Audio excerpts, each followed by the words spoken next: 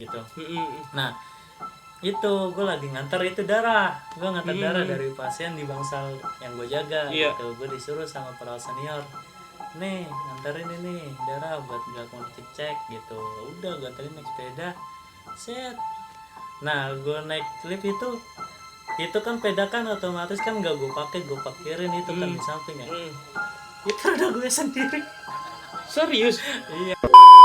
Bareng anak-anak gue pulangnya dewekan, pulang paling sendiri akhir karena kan gue ganti baju dulu. Nah kemudian juga udah yang ada balik gue baru balik gitu. Udah lagi jalan, ya udah gue lagi apen, ada aja itu yang apa namanya suara lagi itu anak main gitu. Kira-kira itu suara anak main itu suara dia sendiri atau ada beberapa anak gitu?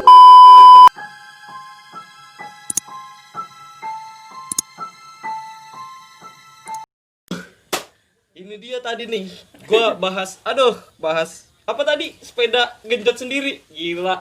Panjang kita ya. Iya, aduh, gila, One Adri lagi. Di video berapa minggu yang lalu kan gue udah ngomong. Iya. Ini sebenarnya lanjutannya. Ini masalah genjot sepeda itu. Gila, gue sepeda. Itu ceritanya gimana, lu ngesip malam terus tiba-tiba lu parkirin sepeda lu lihat sepeda yang lain ngegoes gitu? Apa sepeda lu itu sendiri ngegoes sendiri? Iya tadi gue lagi nganter obat nih. Nah itu kan pakai peda. Iya. Gitu. Yang nama rumah sakit kan gue lagi jaga di lantai 3 itu di rumah sakit Islam Sultan Agung tuh. Nah dari di lantai 3 bawa ke ruang farmasi. Itu untuk dilakukan di labnya. Nah itu kan lumayan jauh tuh karena di rumah 3 sampai ke ruangan bawah. Nah makanya gue pakai peda. Di situ gue sip malam. Pas parkirin sepeda itu lu ngelihat sepeda ngegoes sendiri apa gimana nih? Kok gitu bisa sih ngegoes sendiri? Kok bisa sih? Enggak. Pas lu ngelihat sepeda itu ngegoes sendiri gimana? Ini lu posisinya lagi di kan peda kan yang namanya di lab kan nggak mungkin buat apa gue naikin gitu kan ya. Gua itu sepeda yang lu pakai? Iya, yang gua pakai. Sepeda yang lu pakai. Yang gua pakai, habis itu gua standarin. Ya udah gua lagi main HP kan ya sambil ginian. Ya udah itu sepeda motor sendiri. Iya, dari lumayan saya dari lantai 3 kan itu ada lift. Ada lift ya udah sampai turun set. Udah. Habis itu sampai bawah gue naikin aja udah gue gusur aja gantian gue naik. Tapi lu enggak gini Wan, maksud gue tapi lu ngeliat gak sih sosok yang gue situ? Ya kalau ngeliatnya sih kagak, cuman ya gitu yang namanya aura iseng gitu. Aura iseng ya emang rumah sakit itu banget bu. Kalau apalagi bu pertama kali praktek sip malam emang ibarat kata ya masih gimana gitu, masih namanya rumah sakit kan ya. Tapi pernah nggak kayak di rumah sakit pasti kan kayak yang lu pernah cerita kemarin di video sebelumnya kasus kecelakaan dan lain-lain kan itu kan pasti ada yang nginep sehari atau 2 hari gitu kan. Pasti kan itu pernah nggak sih lu ngelihat sosok-sosok yang muka-muka menyeramkan kayak gitu? Gua kalau untuk sosok atau muka menyeramkan itu belum, cuman untuk apa ya kayak bayangan kemudian suara itu dikatakan sering. Berarti sip malam itu otomatis kalau di rumah sakit bukan kayak di tempat clubbing, pasti sepi banget. Gua paham betul tuh kalau di rumah sakit kalau malam tengah malam itu pasti sepi banget gitu. Karena kan di samping jam jenguk juga udah ada satu juga nggak boleh keributan. Kemudian emang jalan itu yang sepi banget gitu. Pernah dengerin suara apa ya? Gua pernah itu waktu gua lagi nganter darah tempat yang tadi obat. Nah gua lagi nganter darah, tadi gua pakai sepeda itu. Nah pakai sepeda, nah itu gua dengar suara kayak jual sakitan, gimana sih teriak sakitan gitu. Tapi itu bukan dari ruang ini jauh. Jadi itu setelah dari keluar dari gedung. Nah keluar dari gedung itu kan ada yang namanya kayak jalanan gitu loh. Jalanan di atas kan nggak sih? Iya. Jalanan biasa buat jalan restoran gitu. Emang lewatnya situ. Sepi gitu kan. Nah ada itu kaget gue juga kan ya, orang kesakitan gitu krimis. Lu sempat berhenti nggak di situ? Ya tadi gue bilang karena gue mikirnya jernih, gue mikir real, ya udah gue biasa aja gitu, walaupun sempat kaget aja. Iya. Padahal posisinya emang bener-bener nggak di ruang perawatan yang nggak ada ya, nggak di ruang di rawat inap gitu. Di ruang di jalan lantas. Iya. Gila. Jalan lantas orang. Itu suara cewek apa suara cowok nih? Orang dewasa cowok. Orang dewasa cowok. Ya, ngeringis kesakitan gitu. Wah gitu. Itu apa namanya?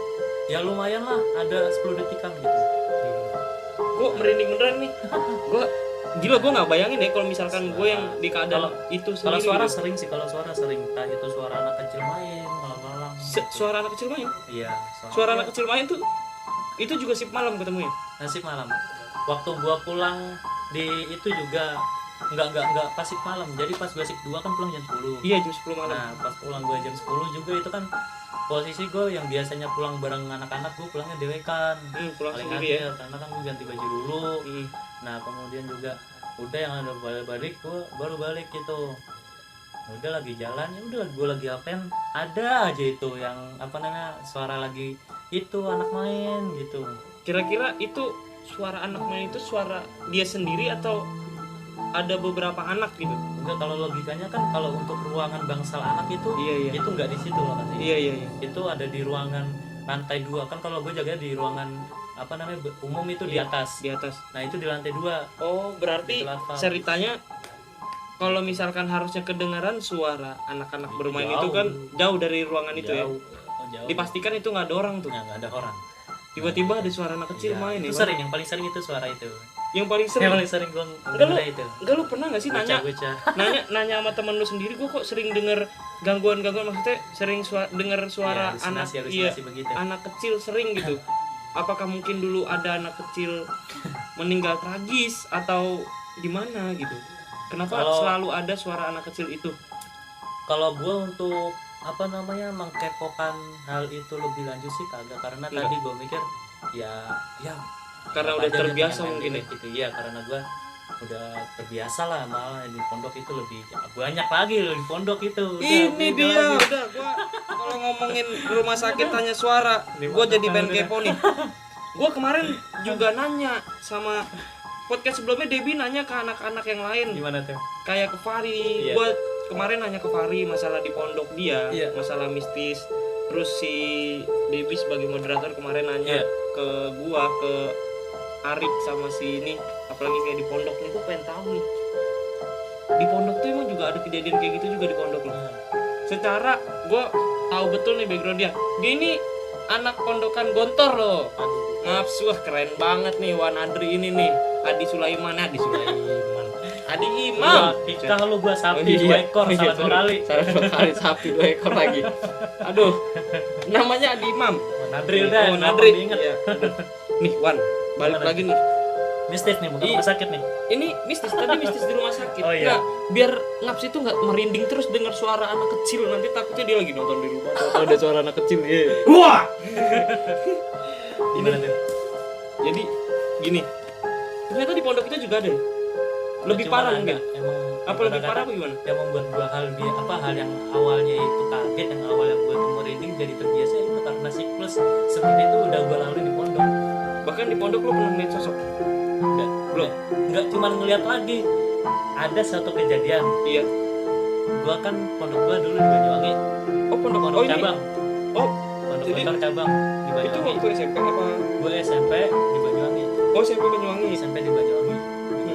5 tahun di Banyuwangi. Tahu sendiri kan Mas yang namanya Banyuwangi itu. 5 tahun di Banyuwangi. Berarti lo SMP 5 tahun gak naik kelas? Oh iya. Sorry. Kalau di sana mah kagak ada SMP SMA. Ada kelas 1 sampai kelas 6. Oh, hitungannya dari kelas 1 SMP sampai 2 SMA di Banyuwangi kan. Nah, tahu sendiri dulu yang namanya Banyuwangi mana? Di luar di mana? Beda di biasa Banyuwangi ya.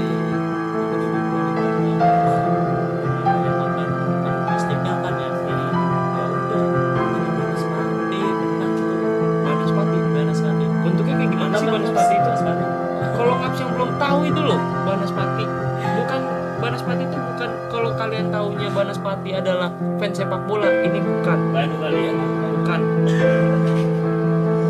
Kamera sendiri. Banaspati itu kayak gimana sih? Ya gitu, jadi semacam kayak percutan apa? Percutan. Itu sering banget ngeliat. Sering. Itu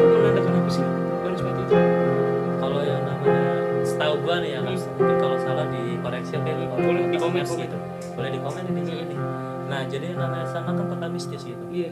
Nah, jadi itu Banaspati seperti apa namanya mengeringkan ancaman gitu. Oh, kayak santet lah ya, contohnya kayak santet. Kayak santet, tapi itu kalau santet kan dia tuh benar-benar apa menunjukkan kepada orang yang dituju untuk benar-benar melakukan tindakan. Kalau ini Banaspati itu untuk pengancaman atau untuk ancaman aja. Apa namanya kayak serangan awal bahasanya gitu, pengancaman bahasanya gitu. Nah, karena dulu emang pondok gua itu di Gontor 5 itu kurang akrab dengan orang kampung. Maksudnya bukan dari kita pondoknya, maupun bukan dari kita pondoknya, tapi dari orang kampung sendiri ada yang beberapa yang nggak bisa menerima gitu di orang itu karena ya kurang akrab. Tapi sekarang alhamdulillah udah terjalin hubungan yang baik antara orang kampung dengan dari pondok sendiri. Pernah lihat selain Banaspati itu sendiri, lu pernah lihat apa lagi? Banyak. Jadi pernah itu ketika gua di sana ada yang belajar malam. Iya, belajar malam. Nah, belajar malam itu gua jadi tuh di lapangan basket itu depannya itu ada masjid yang belum dibangun. Sekarang udah jadi. Udah dijadi. Nah, waktu itu masjid masih bangunan pasak bener. Nah, posisi gua lagi mau ngafalin. Karena gua kan kalau ngafalin gini, gini. Nah, ketika posisi gua lagi ngafalin kemudian gini, itu ada beberapa saat ketika gua begini itu sosok gede banget kan. Demi Allah. Sampai demi Allah nih. Enggak, ini sosok sampai gede banget. Gua tuh berhenti gua baca hafalan gue yang gua baca itu sorof. Padahal itu lagi baca surat sorof. Ilmu sorof. Ketika gua lagi ngafalin sorof, gua gini kan ngafalin gini. Set ada beberapa saat ketika gua gini tuh gede banget sosok. Itu dia lewat masjid gedung musik kan ini lebih rumahnya. Iya. Pasaknya kan gede tuh. Iya. Itu dulu lewat, lu tahu apa ya jangan purba yang kayak baseball tapi apa sih namanya batu itu apa sih namanya itu kayak pegangan purba gitu apa sih? Iya, pokoknya kayak apa bentuknya kayak baseball, kayak stick baseball cuman yang pegangan purba gede itu. Iya. Kayak pegang batu gitu. Iya. Tapi ini hitam kan kelihatan banget, jelas banget. Dia cuma slow motion. Serius? Jadi dia nggak bukan begitu ya, nggak cepet slow ya. Motion. Terus ketika lu ngeliat sosok gede itu kaget nggak sih? Itu nggak, gue kalau yang ini gue bener-bener ditambah merinding lagi. Nggak, sosok gede itu yang lu lihat hitam. Itu genderuwo bukan sih kalau kayak gitu? Gue nggak tahu sih yang namanya genderuwo apa kemudian. Yang jelas yang gue lihat itu ya itu tadi sosok gede di bangunan itu. Segede bangunan lebih gede lagi. Lu bisa searching bangunan bangunan masjid di Gontor 5 setinggi mana. Nah, itu lebih tinggi dikit lagi. Berarti lebih tinggi dari kubah atasnya. Makhluk itu lebih tinggi dari kubah atasnya. Iya, gue lagi baca. Gede banget berarti ya? Set tiba-tiba gitu. Itu salah satu yang pengalaman mistis gua. Nah, kemudian ada lagi. Jadi gue punya teman Max. Iya. Buat lo Etsa Buyung Sri Putra. Etsa tontonlah Etsa Buyung Sri Putra. Etsa Buyung Sri Putra. Lu Ciamis. Pasti orang Ciamis keturunan Padang kan. Keturunan Padang kan lu, nama lu Buyung. Ngaku lo harus subscribe ngap channel nih. Wan Adri ada di sini. Jadi dia tuh lucuan. Iya. Kawan akap gua dari calon pelajar. Emang dia tuh dari kecil emang udah terbuka mata batinnya.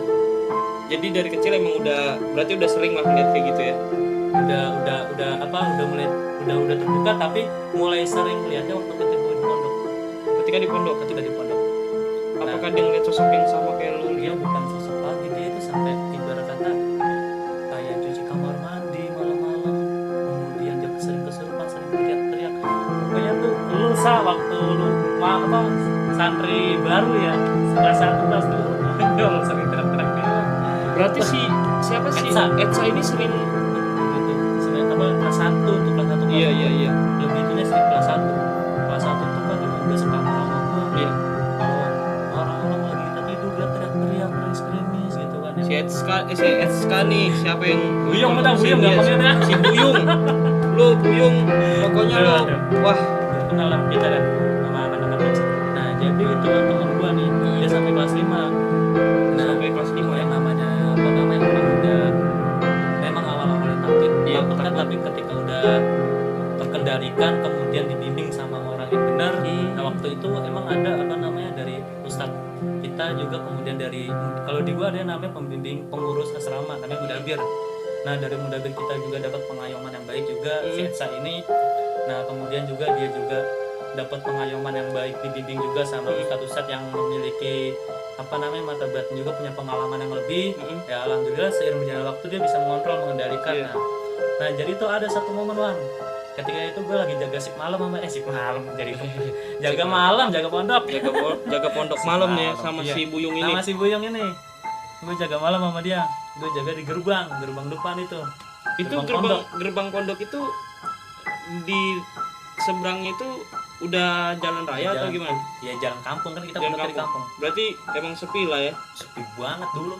2010-an Banyuwangi buat coba dilihat Pondok Gontor 5 tahun 2010-an gitu. 2010-an, 2010-an kali.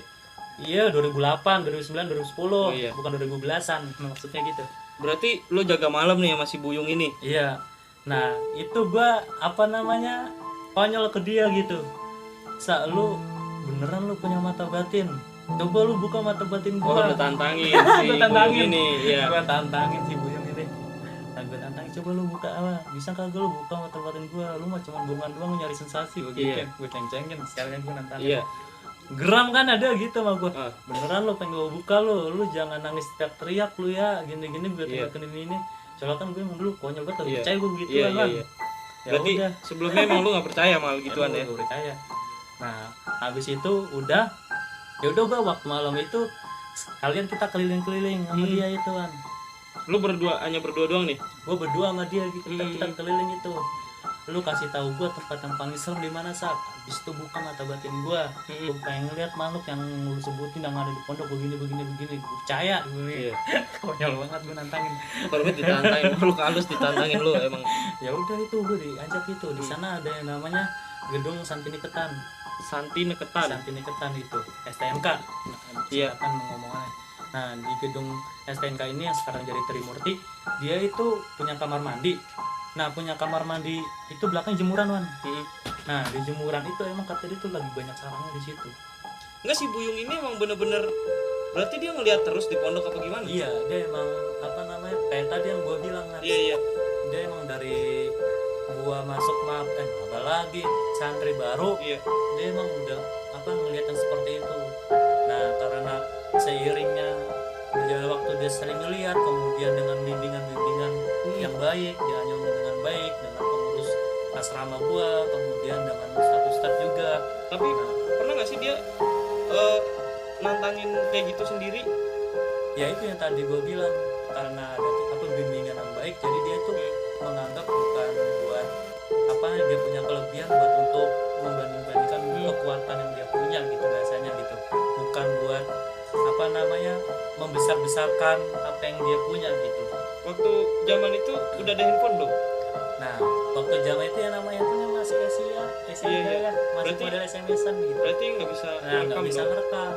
Nah jadi dia ini ada lagi konyolnya ini sih. Konyol lagi. Jadi selain buat gue takut, iya. Nah dia kan emang udah kelas 5 itu yang tadi gue bilang dia udah terbiasa dengan udah terbiasa lah ya. Nah yang awalnya dia dibikin takut malah bikin seperti kayak dokumentasi. Dokumentasi jadi itu aktivitas mereka belajarnya lah gitu. Nah jadi dia tuh punya kamera Canon lah, kamera gitu. Nah jadi tuh ketika dia setiap apa namanya jaga malam, dia tuh keliling, iseng keliling. Nggak serius dia gimana nih Wan? Dia iseng keliling bawa kamera. Ya kalau iseng udah datang nggak sengaja. Iseng sengaja apa nggak sengaja sih? Ya kalau itu sengaja. Nah, dia emang kan sengaja pengen nyari itu loh. Sengaja emang nyari suasana. Nyari yang seperti itu. Iya. Nah jadi dia tuh bawa kamera setiap si malam keliling ini. Dan itu udah tahu tempat di mana nih. Nah buat dokumentasi aja lah. Buat dilihatin. Benar waktu sebelum itu apa namanya yang dia bawa kamera itu sebelum gua apa namanya yang minta dibuka mata batinnya. Nah jadi ya tadi dia tuh keliling waktu si malam bawa kamera. Nah jadi tuh dia dokumentasi di videoin di video. Nah jadi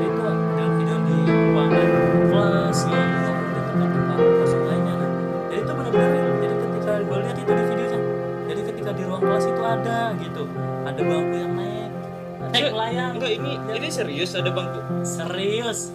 Kasih tahu video lu, tolong tonton apa? Buyung, kalau misalkan lo nonton abis ini biar si Wanadri iya. Masih punya apa kagak itu? Nah, itu beneran bangku. Beneran melayang. Itu kita nonton bareng-bareng itu. Bangku melayang.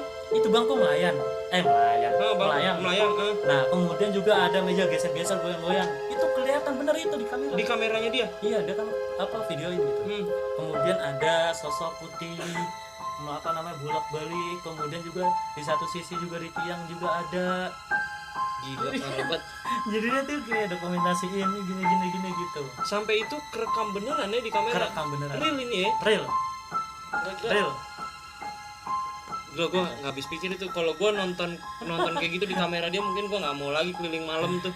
Enggak, emang udah Banyuwangi dikenal kota mistik, dia ditambah bikin begituan. Gue juga sempat merinding gimana gitu ketika malam. Ketika jaga malam setelah dibuka mata batin lu itu ya. Itu sebelum kejadian itu. Makanya gue bilang, ini mah fake, ini mah. Ini bohong. Gitu gue bilang gitu. Makanya ketika suatu momen ketika gue tadi sip malam sama dia, gue nantangin dia gitu. Beneran kagak sih lu? Beneran ngerekam apa sih lu gitu. Oh, jadi itu dia ngerekam dulu kejadian kayak gitu, lu sangka itu fake gitu. Ternyata emang real gini. Ternyata emang beneran dia bisa ngelihat enggak seakan-akan nyari sensasi semata. Gitu. Gila. Jadi gitulah. Itu gua udah nggak usah dilanjutin lagi, udah cukup banyak banget itu. Pondok mah banyak, makanya ketika gua di rumah sakit ada suara, kemudian sepeda gua dewek itu ya udah di bawah level rasanya gitu. Jadi gua udah terbiasa untuk menghadapi yang rumah sakit kejadian itu. Itu termaksud kisah mistis paling serem sampai saat ini nih, kisah mistisnya si Wanadri. Lu bayangin sendiri gimana ketika lu lagi ngerekam terus ada bangku geser-geser sendiri atau sosok, wah itu emang gue yakin merinding banget. Lu boleh deh kalau ada yang lebih parah lagi kisah mistisnya, lu boleh komen di bawah dan lu ceritain. Nggak apa-apa, biar gue juga pengen denger nih cerita-cerita mistis kalian yang lebih serem di tempat kalian gimana gitu. Nih gue udah cukupin lagi karena ini udah larut malam banget. Gue nge-tag video ini, bikin podcast ini, gue takutnya nanti gue ini godain nih. Yaudah pokoknya itu aja deh, pokoknya udah. Jangan sampai nyeleneh lu nggak boleh nantangin hal kayak gitu atau ngerekam kalau lu nggak kuat. Intinya itu deh. Pokoknya jangan lupa like, comment, share, and subscribe.